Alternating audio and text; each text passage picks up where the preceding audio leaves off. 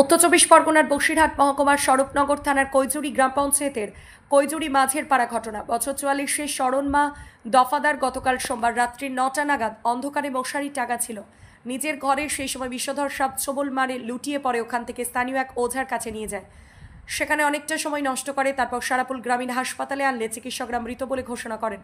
ময়না তদন্তের জন্য বসিরহাট স্বাস্থ্য জেলার পুলিশ মর্গে পাঠানো হয়েছে। প্রশ্ন হচ্ছে, এখন চিকিৎসার ব্যবস্থা এত আধুনিক, সেখানে কি করে সাপে কামড়ানো রোগীকে হাসপাতালে না নিয়ে গিয়ে সময় নষ্ট করলে এবং যার কাছে প্রাণ গেল গৃহবধূর, তাহলে কি এখনও কি সচেতনতার বার্তা তাদের কাছে পৌঁছায় নাই যে সাপে কামড়ালে তাৎক্ষণিক হাসপাতালে নিয়ে গেলে অ্যান্টিভেনাম অ্যাকশন নিলে রোগী জীবন ফিরে পেতে পারে?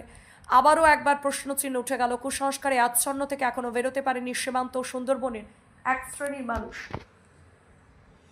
বৌমা সন্ধ্যেবেলায় মানে ৯টার আগে, ওরা ৯টা বাজতে দেয় না, ওরা শুয়ে পড়ে।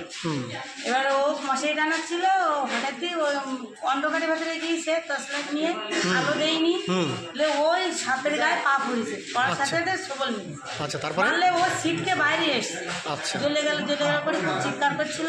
তারপরে পাশে যে ওরা ছিল তার কাছে নিয়ে গিয়েছে।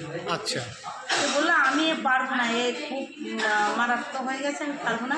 তারপরে আমরা নিয়ে আসছি। ওটা কি ঝাড়ফুঁক করেছিল? হ্যাঁ, অল্প সময় হাত চালকটা করেছিল, তারপরে আর কিছু করিনি, ওষুধও খাওয়াইনি। তারপরে আমরা নিয়ে এসছি, আনার পরে রাস্তা দেখি আস্তে আস্তে গাড়ি ছেড়ে দিচ্ছে, তখন আমি কোনো গাড়ি পাইনি, ১০০ নিয়ে এসেছিলাম। তারপরে ওই শোয়াই দিয়েছিলাম।